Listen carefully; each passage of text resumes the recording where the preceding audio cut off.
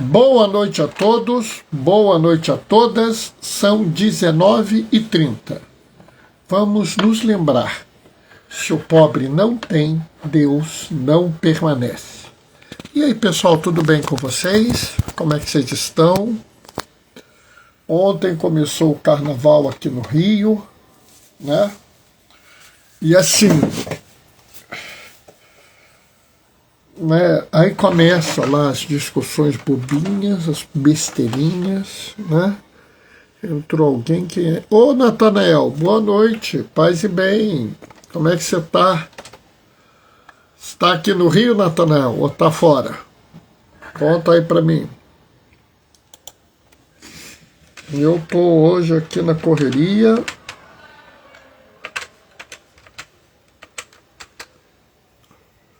Entrou mais alguém, quem foi? Alena, boa noite, paz e bem. Entrou. E meu Deus do céu, não consigo ver. Deia, boa noite, paz e bem. Eu vou ter que pôr aqui meu auxiliar. Leia-se, vou pôr o Instagram aqui, né? Vamos ver quem entrou. Entrou o Natanael, entrou... Meu Deus do céu, quem será? Tá difícil hoje. Hoje tá complicado. Vamos ver se eu consigo aumentar aqui. Entrou Natanael e Deia Vilaverde e Helena, tá?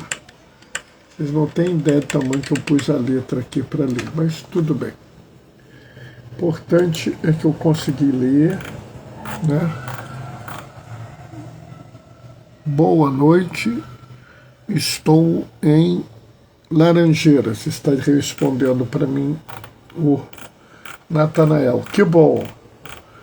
E aí, tá animado? Vai comigo na celebração da palavra ou não? E responde aí depois. Né? Nós estamos aí fazendo as nossas atividades. Cada um faz a sua. Deixa eu aproveitar e falar para vocês, pessoal. Tem um pessoal...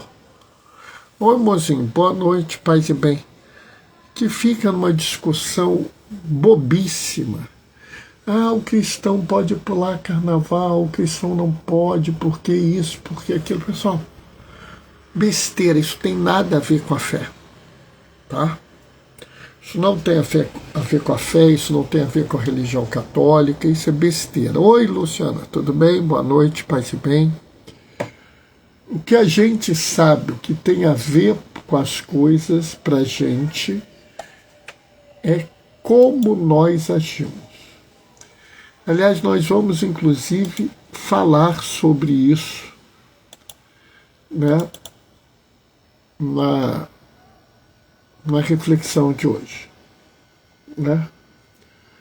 Então, assim, eu sei que às vezes parece que as coisas que eu estou falando não faz muito sentido, mas tem tudo a ver, tá? É que realmente, às vezes, as pessoas ficam caindo numa discussão bobinha. Estou tentando entrar no site da CNBB e não está funcionando. Ah, tá. Acontece. Esse povo que tem que trabalhar, depois falam que brasileiro não gosta de trabalhar. Não é? Tem muita gente que trabalha e trabalha muito, mas o pessoal não valoriza, não. E eu sempre valorizo, sabe? Acho que todo mundo trabalha muito, e a gente tinha mais é que respeitar essas pessoas. Mas isso é outra história. Vamos ver se eu consegui. Entrou, aleluia, entrou. Está quase na hora de começar a live, né?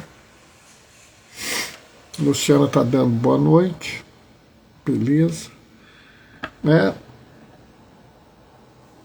O evangelho de hoje é um pouco grande, mas não é muita coisa não, tá? Mas nós vamos fazer a leitura dele toda. Ah, Bernardo, por que você não faz a parte curta? Eu podia. Mas eu acho que vale a pena a gente refletir sobre todo o Evangelho. dessa vez. Está na hora, vamos começar. O Senhor esteja convosco, Ele está no meio de nós. Proclamação do Evangelho de Jesus Cristo, segundo Mateus. Naquele tempo, Jesus disse a seus discípulos: não penseis que vim abolir a lei. Eu não vim para abolir, mas vim para dar-lhe pleno cumprimento. Em verdade, eu vos digo, antes que o céu e terra deixem de existir, nenhuma só letra ou vírgula será tirada da lei, sem que tudo se cumpra. Portanto, quem desobedecer um só desses mandamentos, por menor que seja, ou ensinar os outros a fazer o mesmo, será considerado menor no reino dos céus. Porém, aqueles quem os praticar e ensinar será considerado grande no reino dos céus. Por isso eu vos digo, se vossa justiça não for maior que a justiça dos mestres da lei e dos fariseus, vós não entrareis no reino dos céus. Vós ouvistes o que foi dito aos antigos: não matarás. Quem matar será condenado pelo tribunal. Eu, porém, vos digo, todo aquele que se encoleriza com o seu irmão será réu em juízo. Quem disser ao seu irmão patife será condenado pelo tribunal. Quem chamar o seu irmão de tolo será condenado ao fogo do inferno. Portanto, quando tu estiveres levando tua oferta para o altar, e ali te lembrares que teu irmão tem alguma coisa contra ti, deixa a tua oferta ali diante do altar e vai primeiro reconciliar-te com teu irmão. Só então vai apresentar a tua oferta. Procura reconciliar-te com teu adversário enquanto está caminhando para o tribunal. Senão, o teu adversário te entregará ao juiz. O juiz te entregará ao oficial de justiça e tu serás jogado na prisão. Em verdade, eu te digo, dali não sairá enquanto não pagares o último centavo. Ouvistes o que foi dito: não cometerás adultério. Eu, porém, vos digo, todo aquele que olhar para uma mulher com desejo de possuí-la, já cometeu adultério no seu coração. Se teu olho direito te leva, é para ti ocasião de pecado, arranca-o e joga para longe de ti. De fato, é melhor perder um dos teus membros do que com todo o corpo ser jogado ao inferno.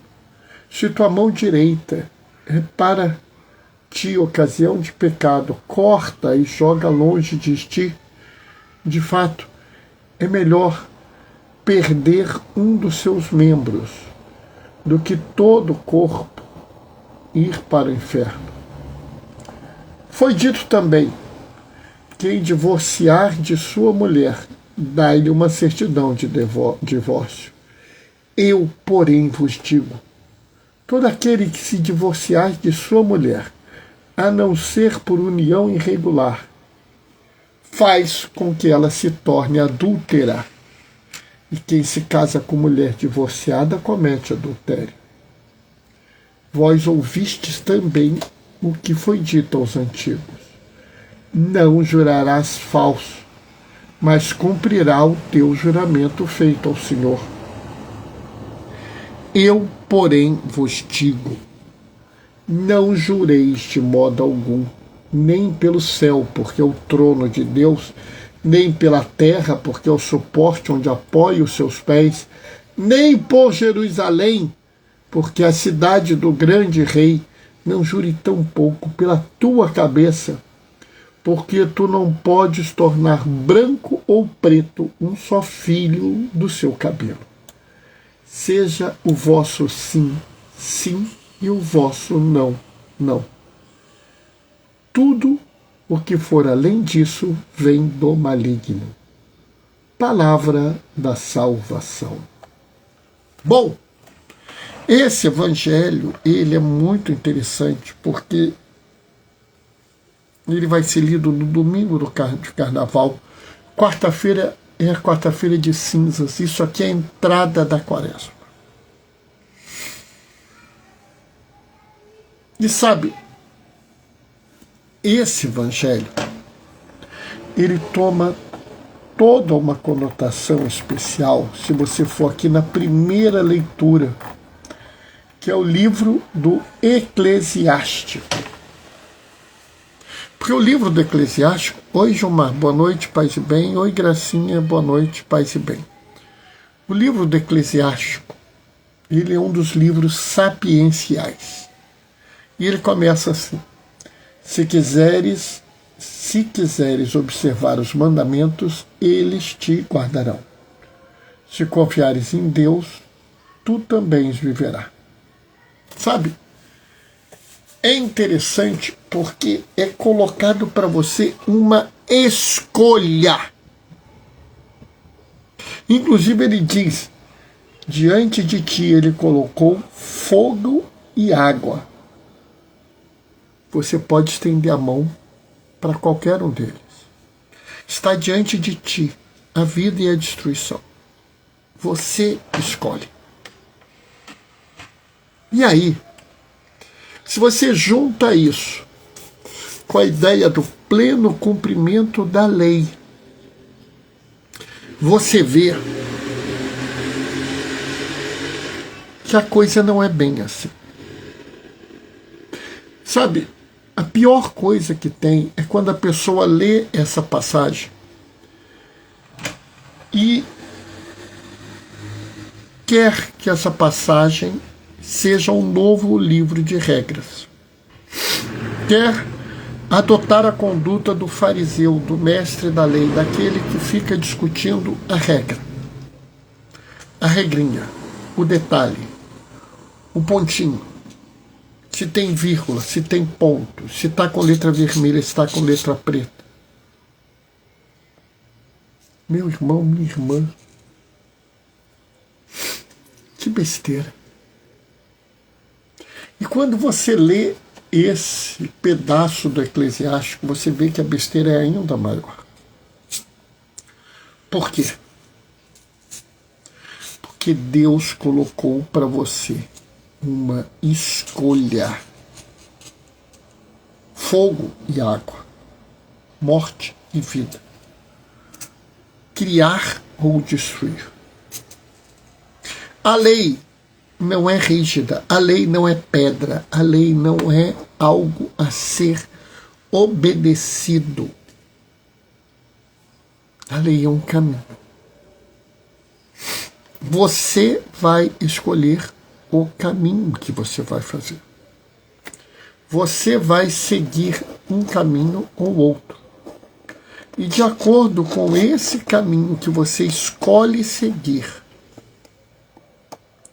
você vai fazer A, B ou C.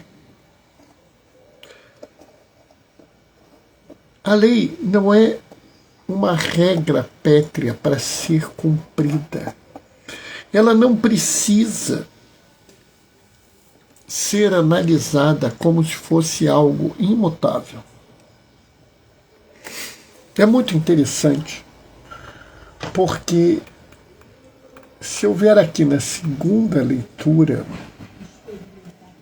né, Paulo fala aos Coríntios de uma sabedoria oculta, de uma sabedoria misteriosa que não foi revelada aos poderosos.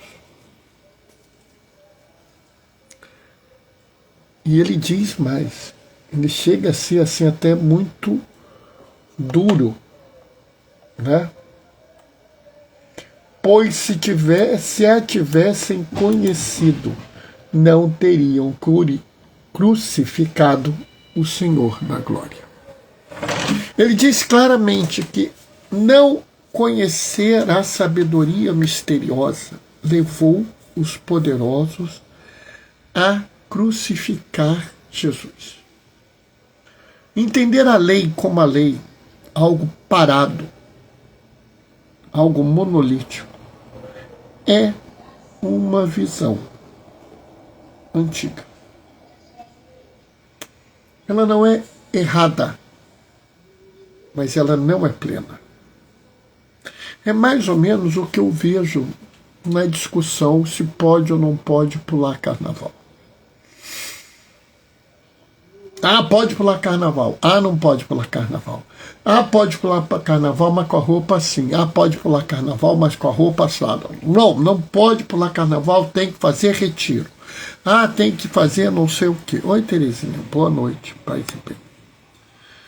E aí, você vê que é ainda mais assustador que as pessoas colocam para justificar visões antigas.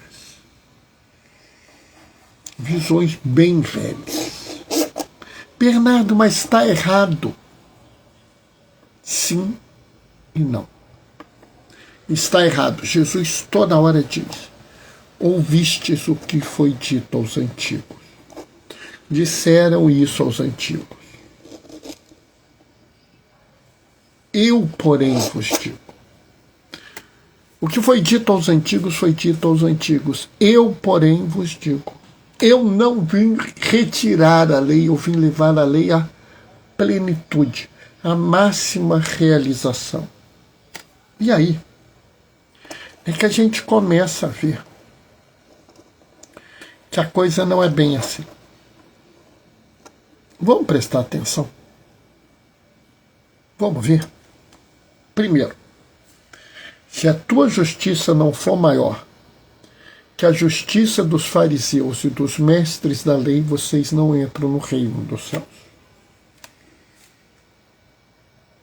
O mestre da lei e o fariseu segue a regra à risca. Ué, Bernardo, então por que ele não entra no reino dos céus? Ele não seguiu o caminho da vida? Ele não escolheu a água que cria em vez do fogo que destrói? O problema é que ele não entendeu plenamente a lei. Ele não atingiu a lei plenamente. Por isso que Jesus pede que nós tenhamos uma justiça maior. E a justiça é justamente cumprir o desejo de Deus.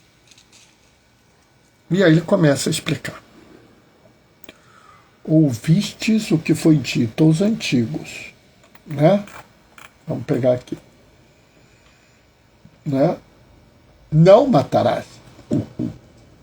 Eu, porém, vos digo, se você se encolerizar contra o seu irmão, você já está julgado. E aqui, pessoal, pelo amor de Deus, não vamos agora cometer o mesmo erro que os fariseus cometeram. Ah, não pode falar palavrão, não pode ofender os outros, senão você vai para o inferno. Está na Bíblia. Ai, Luizinho Literal, fica quieto aí. Luizinho Literal já está gritando, está na Bíblia. O que Jesus está falando aqui não é isso, pessoal. E se você começa a discutir se pode ou não pode ficar nervoso, se pode ou não pode xingar a pessoa, porque isso é exatamente o espírito do fariseu e do mestre da lei. O que Jesus está dizendo aqui é o seguinte: é preciso proteger a vida. E aí, pessoal, isso muda de dimensão. É preciso proteger a vida. Então eu devo dar seringas a viciados em drogas injetáveis? Claro que não, Bernardo, eles são viciados, você está ajudando o vício, mas se eu não der a seringa para ele pode contrair uma grave doença. Não seria melhor até que eu deixasse um espaço seguro com pessoas, com profissionais de saúde, para que ele se drogasse se tivesse uma overdose e fosse protegido? Sandra, boa noite, paz e bem. Sabe, a gente tem que tomar muito cuidado. Eu não matei ninguém, eu só permito que se use agrotóxico que é condenado na Europa inteira na lavoura. Eu não matei ninguém, eu só usei drone para jogar agrotóxico perto da aldeia dos indígenas. Pessoal, você está indo contra a lei. A gente precisa entender que o princípio que Jesus está colocando aqui é que a lei está dizendo: proteja a vida. E ele vai adiante. Ouvistes o que foi dito aos antigos: não cometerás adultério. Mas se tu cobiças a mulher, tu já cometeu adultério. E aí começa a mesma discussão farisaica. Pode olhar para a mulher? Não pode. Se a mulher estiver na piscina, você sai correndo da piscina, porque senão você vai olhar para a mulher. E não sei o que, não sei qual. Meu irmão, minha irmã, Jesus está falando sobre a dignidade da pessoa humana. Se você olha para uma pessoa como um objeto, cuja única função é te dar prazer, te dar lucro, te dar alguma vantagem, você cometeu um pecado. Se você tem um trabalhador na sua casa, no seu comércio, que você explora, você transformou aquela pessoa num objeto. Ela deixou de ser gente, passou a ser uma fonte de renda para você. Você está pecando. Você pode estar em qualquer lugar. Se você olha para uma mulher, olha para um homem e só vê uma fonte de prazer, você está pecando. Não interessa se é no bloco de carnaval, ou no banco da igreja, ou no retiro, ou na faculdade, ou na escola, ou seja lá onde for. O problema não é a roupa que a pessoa está usando, é o mal que está dentro do seu coração, que retirou a dignidade da pessoa. Jesus está falando novamente sobre o pleno cumprimento. Não é substituir uma regra pela outra, não é trocar uma rigidez pela outra, é levar o entendimento ao máximo. Mas, Bernardo, e sobre o divórcio? Jesus condenou o divórcio. Ai, Luizinho literal. Não entendeu nada do que eu falei até agora, então vou te explicar de novo para ver se você entende. Como era a prática da época. O homem casava com a mulher, tinha lá seus 3, 4 filhos e tal. Um belo dia ele cansava daquela mulher. Cansei, não quero mais essa mulher perto de mim. Ele dava uma carta de divórcio e abandonava a mulher. A mulher era devolvida ao pai. Se o pai estivesse morto, é bom que os filhos fossem mais velhos. A mulher era descartada. Homens com posses poderiam, inclusive, casar com uma mulher, descartá-la para casar com uma mais nova, quando essa ficar mais velha, descartar novamente para casar com outra mais nova. Ou seja, aqui você tem o suprassumo do pecado. Primeiro, as mulheres viraram uma mercadoria que são compradas pelos homens. E quando elas não são mais interessantes, elas são abandonadas. Papa Francisco fala muito sobre a cultura do descarte. Papa Leão XIV fala sobre a necessidade de nós cuidarmos dos desprotegidos. A regra sobre divórcio não está falando sobre divórcio, está falando sobre abandono e cuidado. A tua sociedade permite que pessoas sejam descartáveis. A sua sociedade permite que homens e mulheres vivam sem nenhuma importância. A sua sociedade aceita que algumas pessoas podem morrer. São vidas matáveis. A sua sociedade acredita que algumas regras que levam à morte de homens, mulheres e crianças, seja ativamente, seja passivamente, não vou garantir o tratamento de uma criança doente. Eu até admito que situações onde pode faltar o recurso, você não cuida de uma pessoa, porque cuidar dela deixaria de cuidar de várias outras. Mas não é essa a questão que a gente está discutindo aqui. É aqueles que literalmente abandonam as pessoas. Negam a elas o cuidado mínimo. Aquilo que é a base de uma sociedade. E, novamente, você está pecando. E aí é muito interessante porque Jesus faz uma ode, um hino contra a hipocrisia religiosa. Me lembro que Monsenhor Elia Volpe, uma vez, na primeira aula de liturgia que ele deu para a gente, lá na escola diaconal, ele virou, olhou para a gente e falou assim: cuidado com os homens muito escrupulosos. Cuidado com os homens muito escrupulosos. Ele falou isso 3 vezes e falou assim com um tom assim incisivo.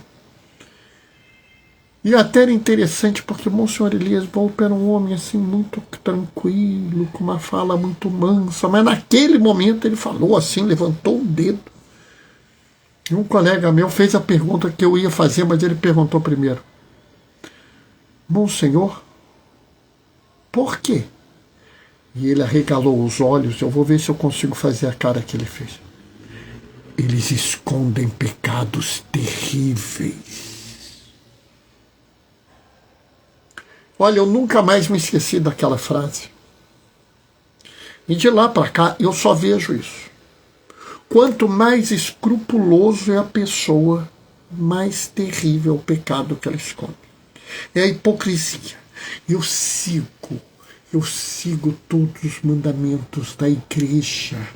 Eu vou na igreja todo domingo, dia santo, eu confesso a cada 15 dias, eu confesso a cada semana, eu participo. Entrou alguém aqui, deixa eu colar aqui que hoje está difícil, pessoal. Ih, meu Deus do céu, acho que é a Andréia. Eu me confesso, eu faço isso, eu faço aquilo outro. Aí você vai ver a pessoa é de uma perversão inacreditável. Né? E aí, é por isso que Jesus fala: se teu olho é para ti ocasião de pecado, arranca o olho. Mas, Bernardo, eu não entendi a importância disso. Para a comunidade de Jesus, uma pessoa sem um olho, uma pessoa sem uma mão, não é sem a mão, sem o olho, seria uma pessoa considerada muito errada. Um homem que não tivesse um olho sequer poderia exercer uma função no templo. Um homem sem um olho, um homem sem a mão, não poderia ter lugar no conselho da cidade. Por quê? Porque seria considerado um pecador terrível. E Jesus vira e fala assim: é melhor que você entre no céu sem um dos seus membros do que vá para o inferno com o corpo todo. Jesus está dizendo: não interessa se você tem a aparência do bem, você não pode praticar o mal. É preferível que você tenha a aparência do erro. A aparência do erro. E não tem errado, do que tem a aparência do certo e tenha um erro. E aí, para fechar, porque eu já estou falando muito, eu vou fazer duas coisas. Por que você não pode jurar? Ah, eu não juro, eu não julgo, eu não... Deus quer que você crie um mundo de confiança. Que você viva pela verdade. Caminhe na verdade. Escolha a verdade. E leve isso às últimas consequências. Até o ponto. Até o ponto máximo que for preciso. Agora, se você não vive pela verdade, você não constrói confiança. Se você não vive pela verdade, você não constrói amizade social. Você não constrói uma comunidade de justiça e de paz. É por isso que o Papa Leão XIV, agora no 1º de janeiro, disse assim: para criar a paz, é preciso que nós valorizemos a confiança mútua entre todos. E ela só vai existir se você se comprometer a viver uma vida na verdade. Bernardo, tudo bem, mas como é que eu vou fazer? O que você está me trazendo são coisas que eu não sei se eu consigo. Tranquilo. Vou te dar uma receita. Como levar a vida à plenitude? Viva no amor. Construa todas as suas relações baseadas no amor. Construa todos os seus atos baseados no amor. Produza amor sempre. Viva no amor. Que o amor seja a sua bússola na vida. Que a sua justiça seja misericórdia. E que o seu agir seja de levar a luz de Cristo ao mundo. Faça isso. Esqueça as regras, mas faça isso. Se você fizer isso, você levou a lei à plenitude. E você vai chegar na terra sem males. Amém? Vamos ver se eu consigo ver as horas. 8h03. Hoje eu não falei muito. Bom, essa foi a reflexão de hoje. Amanhã não tem live. Segunda-feira tem live. Tá? Bernardo, é segunda-feira de carnaval. Eu sei, pessoal, mas eu vou estar de manhã fazendo a celebração da palavra lá na matriz. Depois vou ficar com a minha esposa. E aí, na segunda-feira, 19h30, tem live. Vou me despedir deixando a minha bênção. O Senhor esteja convosco.